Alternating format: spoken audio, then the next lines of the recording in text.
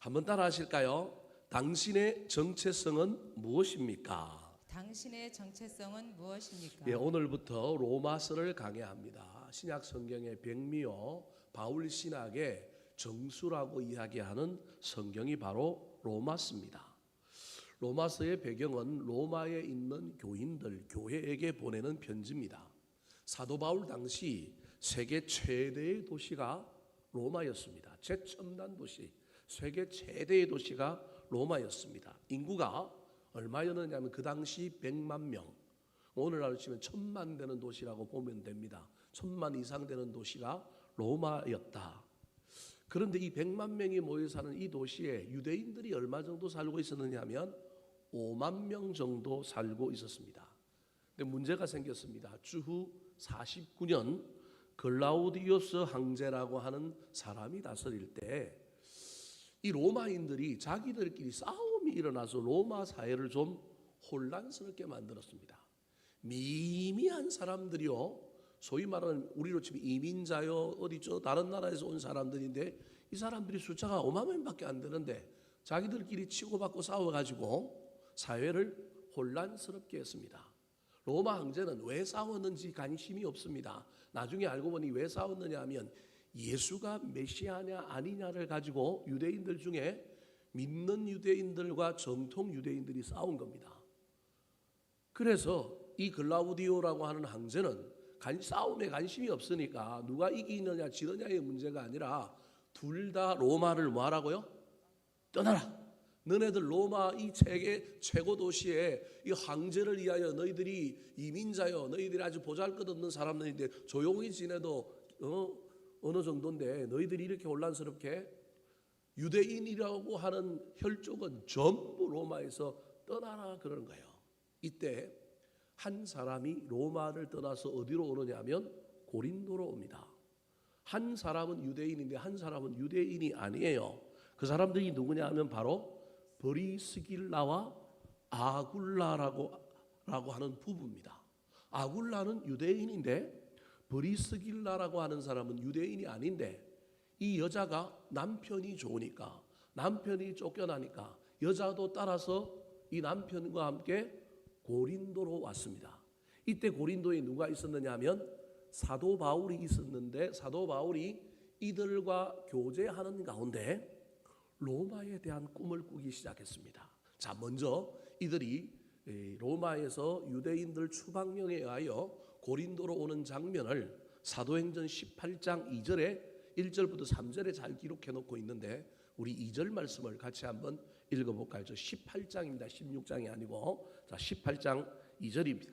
시작. 아굴라라 하는 본도에서 난 유대인 한 사람을 만나니 글라우디오가 모든 유대인을 명하여 로마에서 떠나라 한 거로 그가 그 안에 브리스길라와 함께 이달리아로부터 새로 온지라 바울이 그들에게 가매.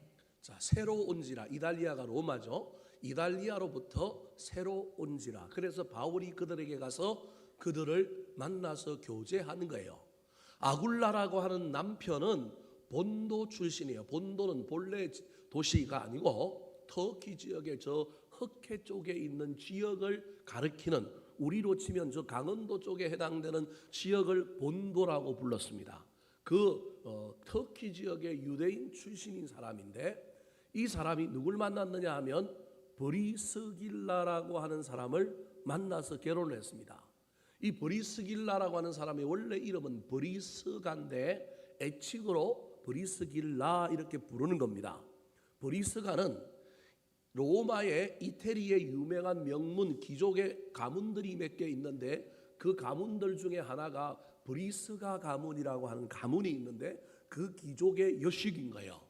근데 이 둘이 만났는데 제가 보기엔 부인은 아주 귀족적이고 아주 대단한 어떤 건세와 사회적인 격업이 있었지만 이 여자가 교제를 하는 가운데 아굴라라고 하는 유대인을 만났는데 이 유대인에게 영적으로 범상치 않은 면을 발견한 거예요. 그를 통하여 이 여인이 소위 말하는 회심을 하게 되고 누굴 믿게 되느냐 하면 예수 그리스도를 믿게 된 여인이다. 그래서 남편 따라 자기는 유대인이 아닌데도 불구하고 유대인 추방령이 내렸을 때 브리스가 가문의 귀족의 여식이지만 그가 그 남편을 따라서 어디로 가느냐 하면 고린도로 가는 거예요. 여러분 오해하지 말고 들으십시오. 아무리 남편이 잘나도 여자가 잘못하면 그 남편은요 빛이 나기가 쉽지 않아요. 고린도전서에도 그렇고 우리 로마서 읽어보면 알겠지만 나중에 브리스길라와 아굴라와의 그의 집에 있는 교회에게 문안하노라 그래요.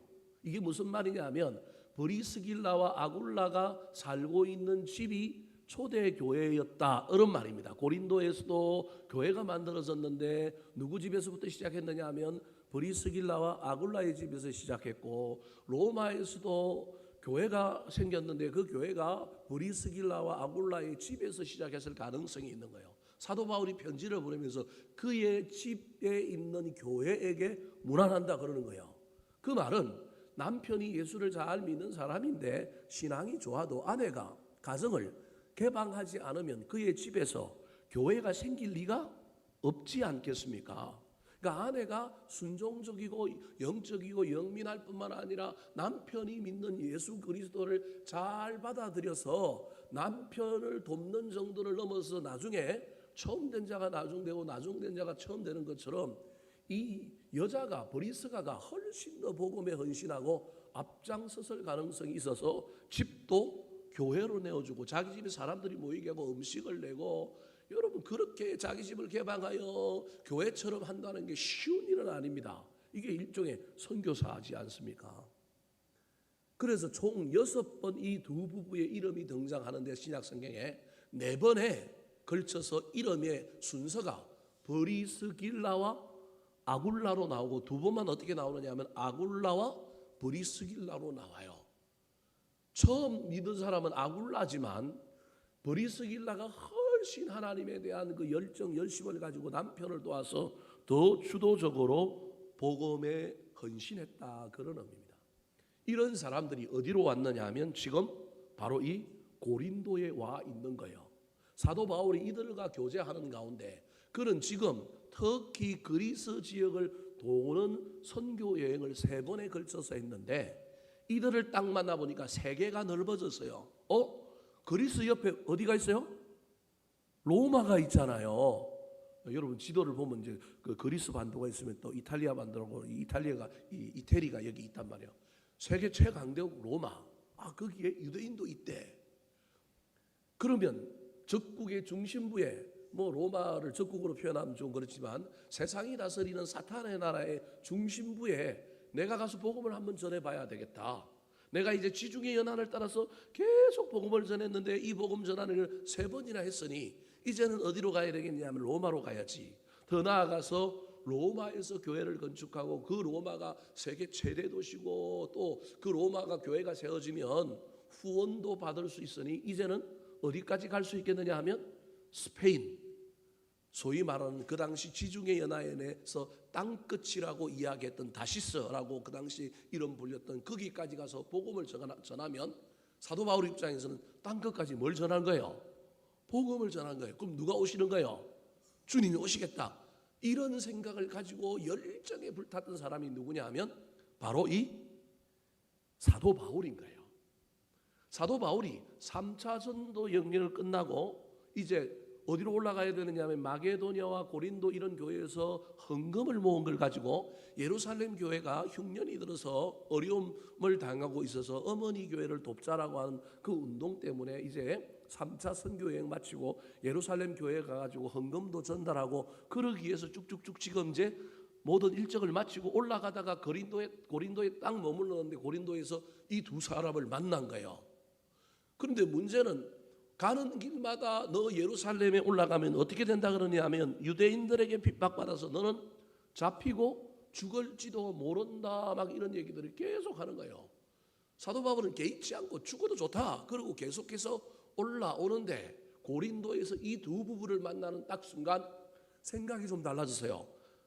안 가겠다는 얘기가 아니라 올라가서 원래 계획은 뭐냐 하면 1차 선교여행 끝나면 2차 계획 세우고 2차 선교여행 끝나면 3차 계획 세우고 3차 선교여행 끝나고 나면 뭘 해야 되느냐 하면 다시금 가야 되는데 이때 그가 로마로 갈 생각을 하는 가운데 이 두 부부와의 교제 속에서 그가 깨달은 놀라운 생각 하나가 뭐냐 하면, 내가 가기 전에 먼저 이들을 위하여 뭘 쓰자?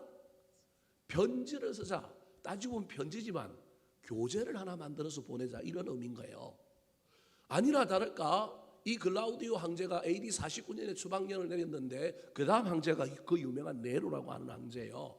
그 황제가 AD 54년에 즉위를 했는데 다시금 추방당한 모든 유대인들을 다시금 뭐 해도 좋다고요? 돌아와도 좋다 그런 거예요. 왜냐하면 경제가 안 돌아가요. 유대인들이 일을 잘하거든요. 유대인들이 뭘 잘하는데 그거 시끄러워서 쫓아내고 나니까 허드렛 일하는 일들, 그 다음에 일을 아주 잘하는 어떤 유대인들은 필수적으로 아버지가 자기가 실직하거나 자기가 사업에 실패하거나 자기가 어려운 일을 겪을 때 반드시 먹고 살 수 있는 생계의 기반을 위하여 직업 하나를 가르쳐줘요. 예수님의 직업이 뭐였어요? 이거 누가 가르쳐줬을까요? 우리는 요셉이 목수니까 자기 그 직업을 그대로 전수해줬다, 그럴 수도 있지만, 그런 차원일 수도 있지만, 유대인들은 반드시 자식들에게 교육을 할 때 네가 꿈을 펼치고 무슨 일을 하다가도 네 사업이 망하거나 네 인생이 막 어그러졌을 때 먹고 살 수 있는 호구지책의 전문적인 직업 하나를 가르쳐주는 거예요. 그래서 베드로도요, 그 유명한 대학 교수고, 베드로 죄송합니다. 바울도 대학 교수고 가말리아 문화에서 자랐고 직업을 가질 필요가 없잖아요. 그런데 베드로가 선교 여행 가면서 뭘 기워요? 천막을 깁잖아요. 이건 아무리 생각해봐도 이 바울하고는, 제가 베드로 바울 왔다 갔다 합니다. 여러분 이해하고 들으세요. 저도 이제 생각이 났어요. 내가 잘못 말했구나. 바울이 가지고 있는 사회적 포지션, 그가 가지고 있는 그 집안의 배경, 그가 배운 학문 이런 거에 비하면 천막 깁는 일은 아니잖아요. 그런데 왜 이 직업을 그가 가지고 있느냐 하면, 그의 부모님이 네가 그런 데서 멋지게 놀다가 네가 한번 실패했을 때 다시금 삶의 기반을 잡고 일어나려면 적어도 인생을 밑바닥에서부터 시작할 때 너한테 너의 생계를 책임질 수 있는 뭐는 있어야 된다? 기술은 있어야 된다. 그 기술 하나를 전수해 줬는데 그 기술이 뭔가요? 천막 깁는 거예요. 이걸 이렇게 이해하셔야 됩니다. 그래서 유대인들은 철저하게 자식들에게 반드시 그런 일을 해요. 그래서 유대인들은 바닥에 떨어질지라도 망하지는 않습니다.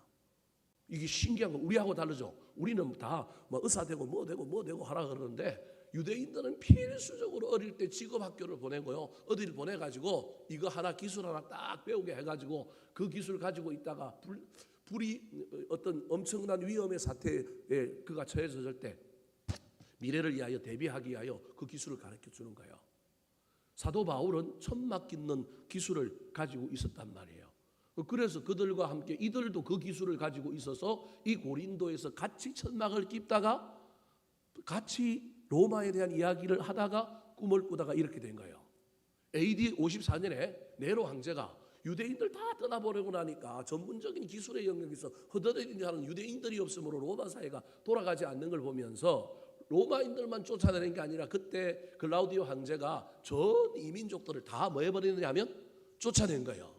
우리도 지금 외국에서 들어온 여러 해외 노동자들이 있어요.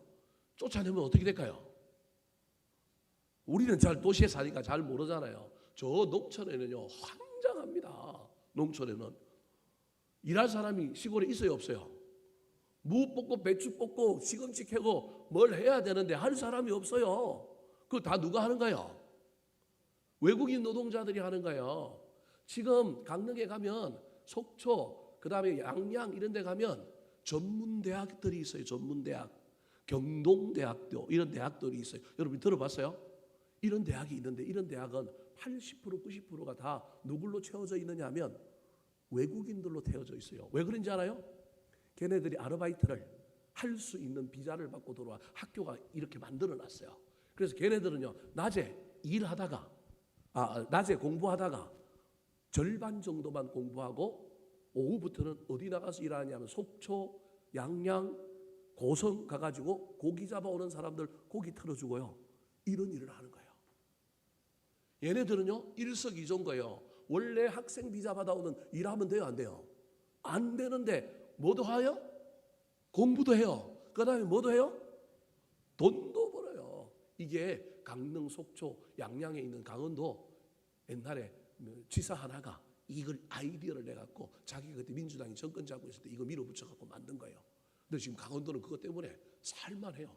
어민들이 일손이 없는데 아무도 안 하려고 그러는데 누가 하느냐 하면 인근 지역에 있는 옛날에 전문대학이라고 했던 그런 몇 개 대학에 전부 산업인력 역군들을 학생들을 뽑아왔는데 이 학생들이 들어올 때부터 이미 다 알고 들어오고 공부도 하고 언어도 배우고 뭐도 하는 거예요.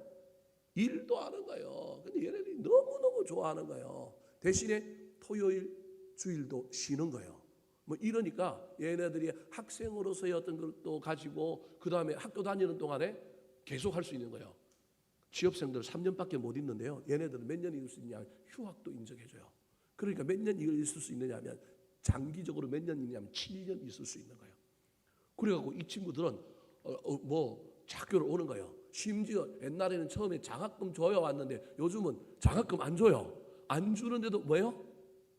와요. 그러니까 그 지금 지방의 대학들이 학생을 못 채워갖고 난리인데 강원도 쪽에 있는 대학들은요 전문대학까지 지금 정원을 다 뭐하고 있는 거예요? 채우고 있는 거예요. 옛날에 다 학비까지 장학까지 줘가지고 채워가지고 학생 인원수당 교비로 또 국가에서 주는 비용을 받아갖고 학교를 운영했는데 지금은 학생 인당 교비도 받고 얘네들이 뭐도 내는 거예요?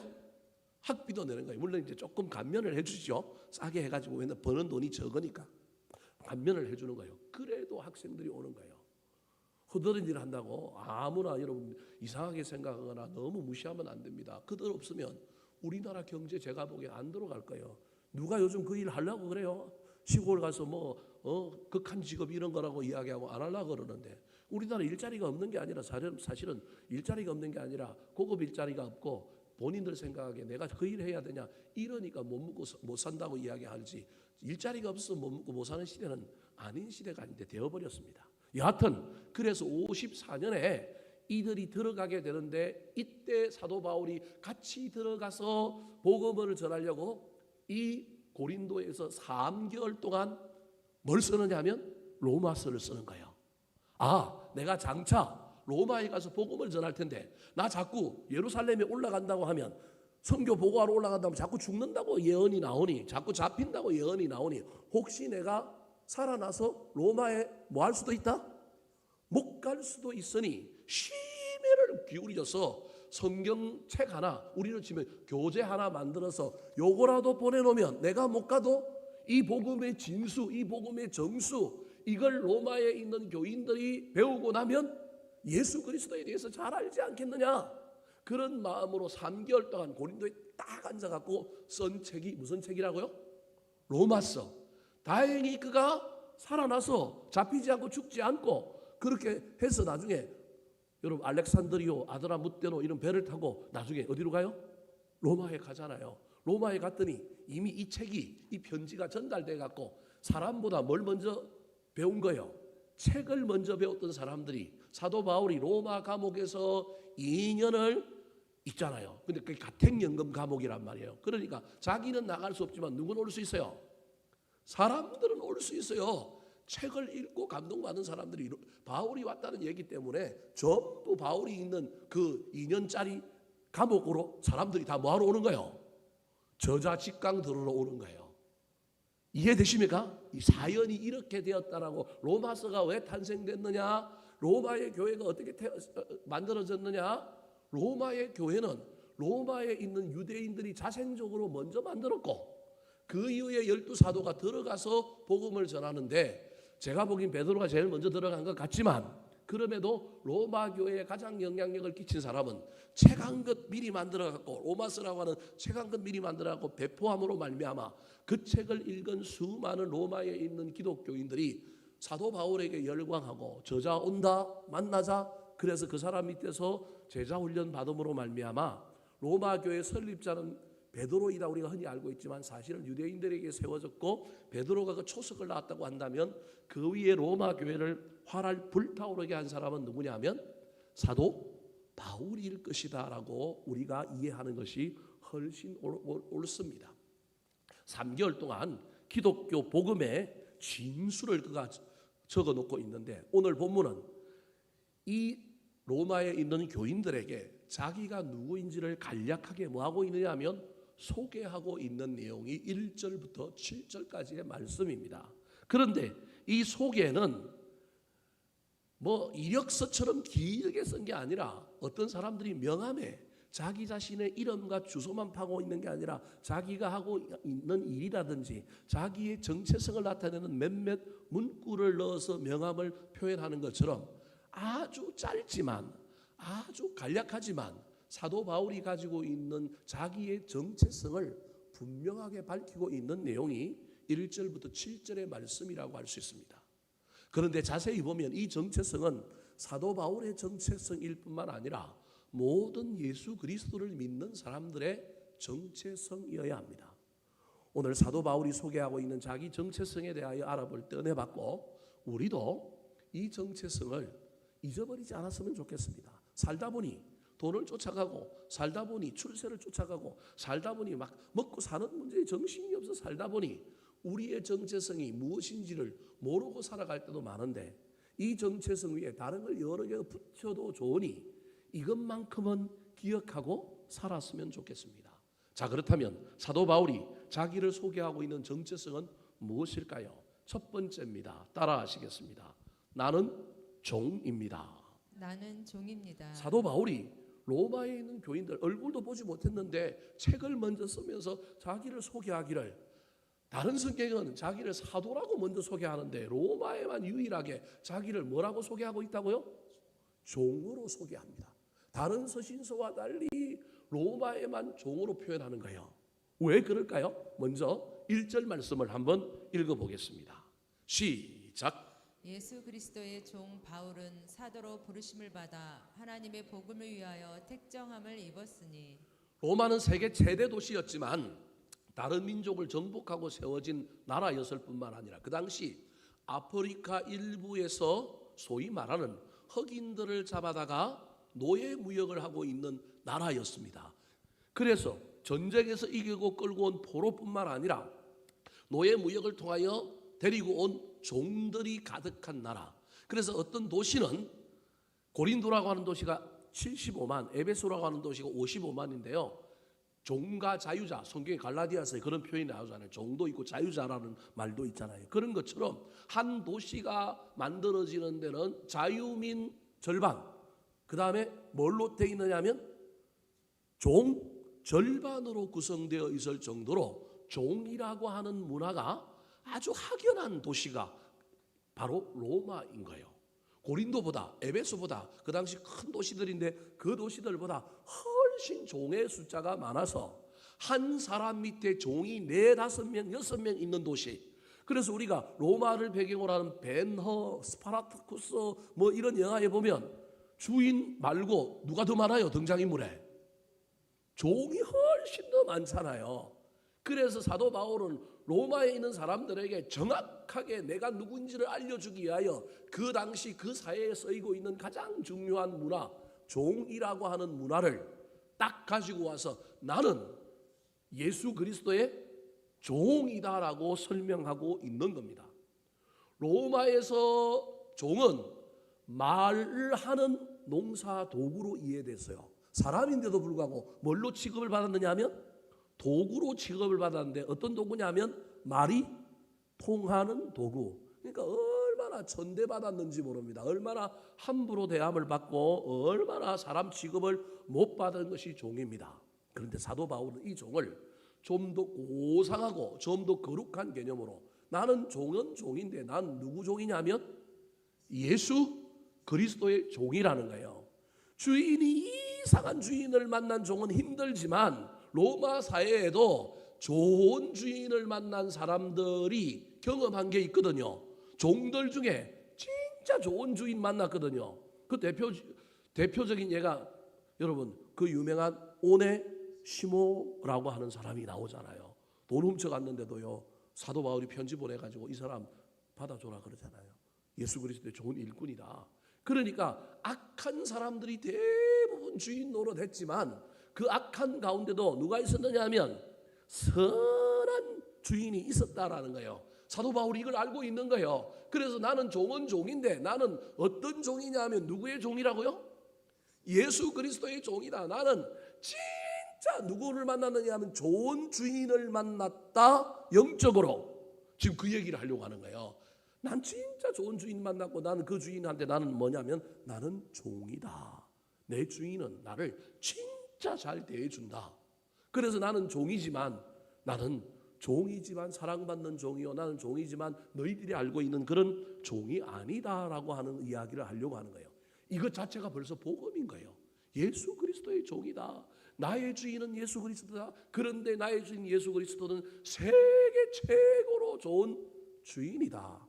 세계 최고로 좋은 주인이니까 그 주인 밑에 있는 종은 얼마나 주인에게 충성하겠느냐, 얼마나 주인을 존경하여 그 주인 앞에 교만하지 않고 겸손하겠느냐, 얼마나 그 주인이 나한테 잘해주니 나는 그 주인의 말은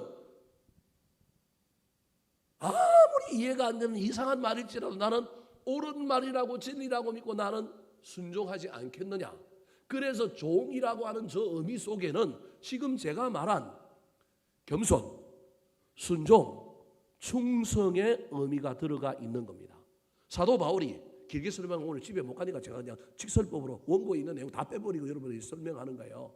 사도 바울이 자기 자신을 종이라고 표현하는데 사도 바울은 종의 정체성을 갖고 있는데 사도 바울이 가지고 있는 종의 정체성의 핵심은 뭐냐 하면 내 주인은 너무너무 좋은 분이기 때문에 나는 그 주인 앞에서 절대 뭐 하지 않는다고요?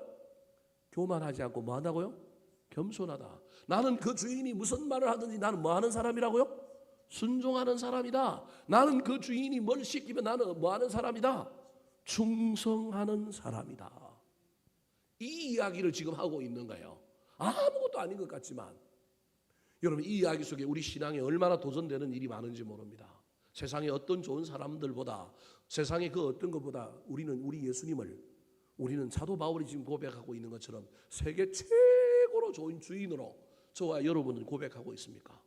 저와 여러분이 사도 바울처럼 나는 그 주인 앞에서 나는 겸손하다, 나는 순종한다, 나는 충성한다 그렇게 고백하며 그 삶을 살고 있습니까? 종이라고 하는 저 말 속에 여러분 종이라고 하는 말 속에 언어의 근원을 따져 올라가면 종이라고 하는 단어는 무슨 단어와 딱 마주치느냐 하면 예배라고 하는 단어와 딱 마주칩니다. 요거 설명하는 것보다 한 30분 걸리는데 오늘 요 설명은 안 할 거예요. 종이 하는 일이 뭐냐 하면 서비스예요. 그죠? 식당에서 서비스를 받잖아요. 종이 하는 일이 서비스예요. 서비스가 나중에 뭘로 바뀐다고요? 예배로 바뀐다니까요. 종이라고 하는 말과 예배에 엎드리다 에베드라고 하는 말이 같은 어원이에요. 그러니까 여러분 순전하게 하나님을 만나고 하나님을 예배하는 사람은 주인이 누군지 아는 거예요. 그 주인한테 어떻게 대하느냐 하면 겸손하게 순종하며 그 다음에 충성하는 거예요. 예배가 그래서 중요한 거예요. 진짜 참된 예배를 드린 사람은 자신의 정체성이 종이라는 걸 알 뿐만 아니라 그 종의 삶에 교만은 사라지고 겸손이 넘치고 순종이 가득할 뿐만 아니라 종으로서 충성을 다하는 삶을 산다. 사랑하는 성도 여러분, 저와 여러분의 신앙생활 가운데 이 종의 정체성이 사라지지 않았으면 좋겠습니다. 예배하고 나아가면 머리가 커져갖고 교만해지는 것이 아니라 예배했으면 저와 여러분이 진짜 하나님의 종들이 되었으면 좋겠습니다. 그래서 예배하고 나갈 때 우리 마음에 겸손이 가득 차고 순종의 품성이 글러지고 충성의 삶의 태도가 우리 가운데 풍성해지기를 우리 구주 예수 그리스도의 이름으로 축원합니다. 두 번째, 사도 바울이 로마 교회 교인들을 향하여 자기 정체성을 뭐라고 소개하고 있을까요? 따라 하시겠습니다. 나는 사도로 부르심을 받았습니다. 나는 사도로 부르심을 받았습니다. 사도 바울의 자기 정체성 중에 두 번째가, 첫 번째가 종이라고 한다면 두 번째가 사도입니다. 사도에 대한 이 정체성은 사도 바울이 늘 딜레마에 빠져 있었던 정체성입니다. 하나님을 향하여 사도라고 하는 이 정체성을 가지고 있는 이 사도 바울 대단한데 사람들이 이 정체성을 인정을 안 해주려고 자꾸 이야기하는 거예요. 네가 왜 사도냐? 12사도가 사도지. 늘 이렇게 시비를 걸어오는 겁니다. 그런데 그럼에도 불구하고 이 사도 바울은 사도의 부르심을 잊어버리지 않고 가지고 있었습니다. 사도라고 하는 것에 대한 자랑의 부르심이 아니라 하나님 앞에서 사도 바울이 사도라고 하는 그 부르심의 정체성을 가지고 있었다는 말은 나를 부르신 분이 누구냐 하면 하나님이다라고 하는 하나님의 주권을 인정하는 신앙의 태도입니다. 그러니까 12사도에 들어가느냐 아니냐, 내가 막 사도 반역이 돼갖고 내가 막 너희들의 말을 전할 자격이 있고 내가 뭐 너희들에게 말하는 말은 가짜가 아니고 진리다, 이런 의미로의 사도에 대한 정체성이 아니라 사도 바울은 사도로 부르심을 받았다고 할 때 사도는 누가 부르신다는 거예요? 하나님이 부르신다는 거예요. 주님이 부르신다라는 거예요. 그러니까 내가 사도냐 아니냐의 방점이 있는 게 아니라 사도의 정체성을 가지고 있는 사도 바울에게 중요한 건 누가 부르느냐는 거예요. 그래서 사람들하고 싸울 필요가 있어요, 없어요? 없어요. 누구한테만 확인받으면 돼요. 부른 사람한테만 확인받으면 돼요. 부른 사람이 문제없다 그러면 돼요. 남들이 시비를 걸든지 말든지 부르신 분이 나를 사도로 불렀으면 되는 거 아니에요? 사도 바울은 그걸 가지고 이제 사는 거예요, 사실은. 그 이야기 속에 담겨 있는 또 다른 의미는 불렀으면 왜 불렀을까요? 보내기 위해서 불렀다라는 거예요. 그래서 사도라고 하는 사람의 그 단어에 여러분 헬라어의 뜻이 뭐냐면 보내심을 받은 자예요. 그러니까 부른 이유는 뭐 하려고 불렀느냐 하면 보내려고 불렀다라는 거예요. 지금 사도 바울이 나는 종이다라고 이야기하고 난 다음에 로마 교인들을 향하여 나는 사도다라고 이야기하는 건 나 너희들한테 보내심을 받은 자야. 지금 나보다 먼저 로마서라고 하는 책이 갔지만 나 너희들한테 뭐 할 거라고요? 갈 거야. 지금 난 못 가는 상황이야. 난 예루살렘에 올라가면 나를 반대하는 사람들이 나를 막 결박하고 나를 고소하고 나를 죽이려고 해. 난 근데 걱정 안 해. 보내실 분이 하나님이라고 한다면 이 위기 속에서 부르신 그 하나님이 나를 벗어나게 하여 나를 어떻게 할 거라고요? 너희들한테로 보낼 거라는 거예요. 그래서 사도 바울은 예루살렘에 올라가는 걸 걱정 안 해요. 빌립의 네 딸들이 예언자들이 나타나고 예루살렘에 올라가는 길마다 하룻밤 묵을 때 찾아와가지고 성령의 충만함을 가지고 사람들이 다 얘기하죠. 올라가지 마세요. 올라가면 잡힙니다. 죽습니다. 고난당합니다. 당신은 할 일이 많습니다. 그럼에도 불구하고 부르신 분이 예수님이라면 하나님이라면 그분은 나를 왜 불렀느냐 하면 뭐 하려고 불렀다고요? 보내려고 불렀다라는 거예요. 그럼 보내려고 불렀으면 그 보내신 분이 나를 앞날도 보낼 장소가 로마라고 한다면 지금 내가 3개월 동안 이 고린도에서 이 책을 쓰고 있고 이 책을 먼저 보내고 있다고 한다면 하나님이 나를 거기로 보낼 것이다라고 하는 자신감 속에 사도 바울이 이 편지 속에서 나는 종인 동시에 나는 사도로 부르심을 받았다. 그 말은 자기가 사도라고 자랑하려고 하는 것이 아니라 난 보내심을 받은 자다. 너희들한테 보내심을 받을 줄로 믿는다. 나 너희들 만나기를 원한다. 그렇게 말하고 있는 거예요. 이 사도라고 하는 정체성 속에는 사도 바울이 하나님에 대한 절대 주권을 인정하는 신앙의 태도가 있는 거예요. 그 말은 어디로 보내든지 간에 나는 그 보내신 곳에서 이유가 있어서 보낸 줄 알고 그곳에서 하나님을 경외하고 섬기면서 그곳에서 맡겨진 사람들, 나에게 맡겨진 사역, 나에게 맡겨진 상황 속에 좋든 나쁘든 힘이 들든 어렵든 나는 그곳에서 예배하고 그곳에서 일하겠다. 주님이 뜻이 있다면 옮겨주실 거고 뜻이 있다면 사람을 바꿔주실 거고 뜻이 있다면 상황을 바꿔주실 거니 부르심을 받은 자는 보내는 곳에 대한 주권을 누구한테 올려드리느냐 하면 하나님께 올려드리고 인정하는 사람이라는 거예요. 5절 말씀 같이 한번 읽어볼까요? 5절 시작. 그로 말미암아 우리가 은혜와 사도의 직분을 받아 그의 이름을 위하여 모든 이방인 중에서 믿어 순종하게 하나니 자기의 사도권의 출처가 내가 지어낸 게 아니라 그로 말미암아 하나님의 주권으로 내가 부르심을 받았으니 하나님이 나를 보내신 곳이 그 어디든지 간에 나는 그곳에서 최선을 다하는 삶을 살겠다. 결과가 좋을지 나쁠지 알 수는 없지만 내가 할 일은 나를 보내신 그분의 뜻을 따라 나는 보내시기 위하여 보냄을 받기 위하여 부름을 받은 자이기 때문에 나는 부름받은 것을 자랑하지 않고 보내신 곳에서 보냄을 받은 곳에서 순종하리라라고 결단하고 있는 내용이 바로 사도 바울의 저 사도라고 하는 부르심인 거예요. 그래서 고린도에서 편지를 먼저 쓰지만 자기가 못 가는 것도 누구의 뜻이라고요? 하나님의 뜻이니 내가 책 먼저 써서 보내는 거예요.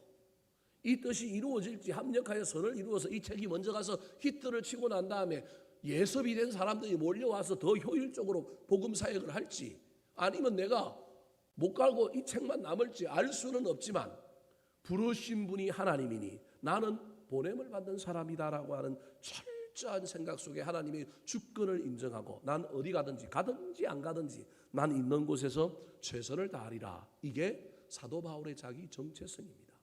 사랑하는 성도 여러분, 지금 여러분의 상황과 환경, 여러분의 삶의 터전은 어떻습니까? 교회 생활은 어떻습니까? 가정의 상황들은 어떻습니까? 내 마음에 맞지 않는 것, 내 뜻대로 되지 않는 것들이 수도 없이 있다 할지라도 하나님이 나를 부르셔서 이곳에 보냈다라고 하는 것을 기억할 수 있었으면 좋겠습니다. 이유를 모르겠어요. 왜 이런 일이 일어나는지, 왜 이런 일들이 벌어지는지 알면 좋겠는데 모르겠어요. 여러분 그래도 하나님께 기도하고 저도 이유를 묻고 열심히 목회하면서 열심히 또 가정을 또 나의 삶의 어떤 꿈들을 바라보며 달려갑니다. 어떤 상황과 어떤 환경이 내 앞에 펼쳐지더라도 하나님 나를 여기로 보냈지. 이런 상황 속에 나를 두었지. 나는 하나님이 불렀는데 보내기 위하여 불렀지. 그러면 보내는 것은 주님의 마음이지. 나는 그 보내신 곳에서 이게 얼마 될지 모르겠지만 결론이 어떻게 될지 모르겠지만 나는 이곳에 있는 동안에 나는 최선을 다하리라. 힘이 들어서 입술을 깨물고 힘이 들어서 눈물을 흘리고 해야 되나 말아야 되나 막 마음의 번민도 많고 때로는 막 낙심이 찾아오더라도 다시금 정신을 차려서 난 최선을 다하리라. 그때 보내신 분이 또 다시 나를 다른 곳으로 옮겨주고 상황을 바꿔주고 환경을 바꿔주고 합력하여 선을 이루는 놀라운 일들이 일어날 것이라고 하는 믿음 속에서 살아가는 저와 여러분 되기를 예수님의 이름으로 축원합니다. 마지막으로 오늘 본문에서 사도 바울이 자기의 정체성을 뭐라고 고백하고 있을까요? 따라하시겠습니다. 나는 복음을 위하여 사는 자입니다. 나는 복음을 위하여 사는 자입니다. 자, 1절 말씀 다시 한번 읽어볼까요? 시작. 예수 그리스도의 종 바울은 사도로 부르심을 받아 하나님의 복음을 위하여 택정함을 입었으니. 자, 사도 바울은 종과 사도라고 하는 정체성, 종의 정체성에서 저와 여러분이 잊지 말고 기억해야 될 것은 예배자가 진짜 종이 되는데 그 예배자가 종이 될 때는 겸손, 순종, 충성을 함양하는 거다.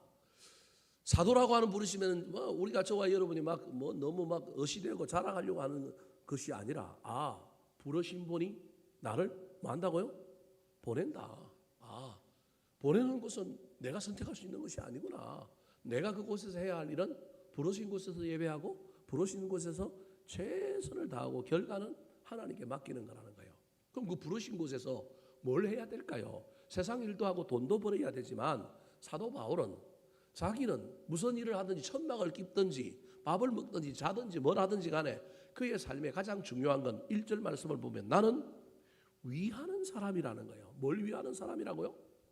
복음을 위하는 사람이다. 나는 복음을 위하는 사람, 복음을 돌보는 사람, 복음을 전파하는 저 위하여라고 하는 단어가 엄청 중요한 단어예요. 위하는 사람이 우리는 보호하고 우리는 이해하고 이런 사람이라는 거예요. 사도 바울은 철저하게 그의 인생의 중심에 무엇이 있었느냐 하면 복음이 있었어요. 복음은 추상적인 용어잖아요. 그럼 그 복음이 뭘까요? 오늘 보면서 그 복음이 누구냐면 예수 그리스도라고 얘기합니다. 2절 말씀 같이 한번 읽어볼까요? 시작. 이 복음은 하나님이 선지자들을 통하여 그의 아들에 관하여 성경에 미리 약속하신 것이라. 그러니까 누구에 대한 게 복음이라고요? 아들에 관한 게 복음인데 미리 구약 성경에 선지자들을 통하여 뭐 해놨다고요? 약속으로 예언해놨다라는 거예요. 3절 말씀 3절 시작. 그의 아들에 관하여 말하면 육신으로는 다윗의 혈통에서 나셨고 메시아라는 거예요. 저기도 아들이 나오잖아요. 그러니까 바울의 복음은 누구라고요? 예수 그리스도. 예수 그리스도라는 거예요. 예수 그리스도는 누구라는 거예요? 메시아, 즉 구원자다.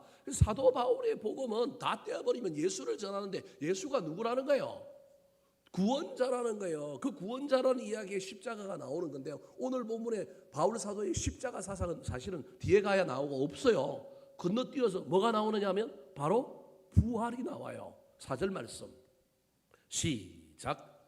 성결의 영으로는 죽은 자들 가운데서 부활하사 능력으로 하나님의 아들로 선포되셨으니 곧 우리 주 예수 그리스도시니라. 그러니까 사도 바울의 복음의 핵심은 예수 그리스도인데 예수 그리스도는 메시아 구원자다. 다윗의 혈통에 난 메시아 구원자일 뿐만 아니라 그는 죽음의 근세를 이기고 부활함으로 말미암아 하나님의 아들이라고 하는 일컬음을 받는 그 놀라운 주인공이 된다. 사도 바울은 딴 거 안전하고 자기 안전하고 누굴 전했느냐 하면 예수 그리스도를 전했다. 나의 자존심과 나의 이익 때문에 메시지가 바뀌고 태도가 바뀌는 게 아니라 때로는 내 자존심이 상하고 손해보고 그러더라도 그가 흔들리지 않고 끊임없이 전했던 건 예수 그리스도요. 그 예수 그리스도가 우리의 구원자요, 우리의 죄를 지시고 십자가에 돌아가심으로 말미암아 우리는 구원을 얻었고 그분은 부활하셔서 훗날 재림주로 다시 올 것이다. 이게 사도 바울의 복음인 거예요. 근데 이 복음을 전하는 것만 하는 것이 아니라 사도 바울은 또 무엇까지도 했을까요? 자, 5절 말씀 같이 한번 읽어볼까요? 시작. 그로 말미암아 우리가 은혜와 사도의 직분을 받아 그의 이름을 위하여 모든 이방인 중에서 믿어 순종하게 하나니. 이방인 중에서 나는 유대인이 아니라 누구에게 이 복음을 전하는 사람이라고요? 이방인 중에서. 그래서 난 로마 너희들을 갈 거야. 너희들은 이방인이니까. 그래서 전하여 믿게만 하는 것이 아니라 뭐하게까지 한다고요? 여기 이제 양육의 의미가 여기까지 들어있는 거예요. 단순히 선포, 캐리그마로 선포하고 전도하는 걸 넘어서서 믿은 사람들에게 예수 그리스도의 도를 가르치고 예수 믿는 사람들의 삶이 믿음이 어떠해야 되는지까지를 가르치는 일종의 제자 훈련까지도 이야기하고 있는 그의 복음, 이게 순종하게 하나니. 여하튼 사도 바울은 지금 뭐라고 얘기하냐면 나는 전도자라는 거예요. 나는 예수 그리스도의 복음을 위하여 복음 전하는 사람이다. 특별히 누구를 위하여? 이방인을 위하여. 그래서 나는 로마에 사는 너희들에게 갈 것이다. 그렇게 말하고 있는 것입니다. 사랑하는 성도 여러분, 여러분은 신앙생활하는 동안 하나님께서 무엇을 위하라고 말씀하시던가요? 무엇을 위하라고 말씀하시는 음성을 한 번도 들어본 적이 없습니까? 주님 앞에 한번 물어보시기 바랍니다. 우리 자식들, 우리 새끼들을 위하라. 여러분 그것도 위하는 겁니다. 하나님께서 우리 보고 너는 무엇을 위하여 살아라 라고 하는 음성을 듣고 그 정체성을 붙들었으면 좋겠습니다. 너만을 위하여 살아라. 우리 주님 절대 그렇게 이야기하지는 않을 겁니다. 그런데 우리는 어느 순간 우리도 모르는 사이에 우리만을 위하여 나만을 위하여 사는 존재로 점점 변해가고 있다는 사실을 기억하시기 바랍니다. 사도 바울은 복음을 위하여 사는 사람이었습니다. 사도 바울의 정체성입니다. 복음을 위하여 산다고 못 먹고 안 먹고 못 누리고 그랬을까요? 그렇지는 않습니다. 제가 보기엔 사도 바울이 제일 많이 누렸을 겁니다. 자기 개인 생활이 없어지는 게 아니라 내 재산이 없어지는 게 아니라 내 인생이 없어지는 것 아닙니다. 분명히 저와 여러분은 끊임없이 우리 하나님 앞에 물어야 합니다. 시기마다 때마다 그 위하는 것이 달라질 수도 있습니다. 주님께서 우리에게 이야기하실 겁니다. 하나님 앞에 물어보시기 바랍니다. 제가 여러분 교회를 위하여 살아라, 나라를 위하여 살아라, 선교를 위하여 살아라, 제가 이 얘기 지금 하려고 하는 게 아닙니다. 분명히 하나님은 우리를 어떤 존재로 만드느냐 하면 위하여 사는 존재로 만들었다고 하는 사실을 기억하시기 바랍니다. 그런데 우리 스스로가 결정하여 무엇을 위하여 사는 존재로 우리 정체성을 만들지 말고 하나님 앞에 잘 물어보는 가운데 내가 위하여 살아야 할 것이 무엇인지를 깨닫고 그것을 위하여 사는 사람이 되었으면 좋겠습니다. 아무 생각 없이 살다 보면 악한 마귀가 물타기의 전문이기 때문에 물을 타서 흐려지게 만들어서 그냥 다 위하여 살면 되지. 그런데 알고 보면 다 위하여 사는 게 아니라요, 나만을 위하여 삽니다. 재미납니다, 우리 인생이. 그래서 저와 여러분이 주님 앞에 늘 물으시고, 시마다 때마다 우리 인생이 바뀌고 환경이 바뀌고 나이가 바뀌고 뭐가 바뀔 때마다 하나님께서 우리를 향하여 너는 무엇을 위하여 살아라라고 하는 귀한 말씀이 들릴 것입니다. 사도 바울은 다메섹에서 기이한 빛 가운데 예수님을 만나고 난 다음에 예수님이 아나니아라고 하는 선지자를 보내고 눈에 비늘을 벗겨주면서 그에게 말씀을 전해줬다니까요. 나는 너를 이방인을 위하여 택한 그릇이다. 나는 너를 이방에 뭘로 쓰겠다? 빛으로 쓰겠다. 이게 사도 바울이 들은 음성이에요. 이방인을 향한 그릇과 빛. 이게 사도행전에 나오는 이야기예요. 사도 바울은 그걸 잊어버리지 않았어요. 내 인생은 하나님께서 나는 이방인의 구원을 위하여, 이방인에게 복음을 전하기 위하여 나를 불렀구나. 그래서 그는요, 얼굴이 못생겨서 결혼을 안 했는지 모르겠지만 결혼도 안 하고, 베드로는 결혼해갖고 부인도 데리고 돌아다니는데 그건 전혀 그것도 하지 않고 사도 바울은 오로지 이방인들을 향하여만 다니잖아요. 딴 곳으로 다니지 않고 믿는 곳에 다니지 않고, 가능하면 유대인들에게 복음 전하는 것이 아니라 이방 지역에 가서 그 유대인들과 합력하여 복음을 전하는 일들을 한 것은 그가 하나님께 무엇을 위하여 사는 존재라고 하는 것을 들었기 때문에 그렇다고 하는 사실을 잘 기억하여 저와 여러분도 남은 인생 살아가는 동안에 하나님은 나를 무엇을 위하여 사는 존재로 부르셨을까 늘 물으시고, 종의 정체성과 사도로 부르심을 받아서 난 보냄을 받는 자라고 하는 이 정체성, 위하여 사는 자라고 하는 이 정체성 반드시 붙들고 살아가는 저와 여러분 되기를 예수님의 이름으로 축원합니다.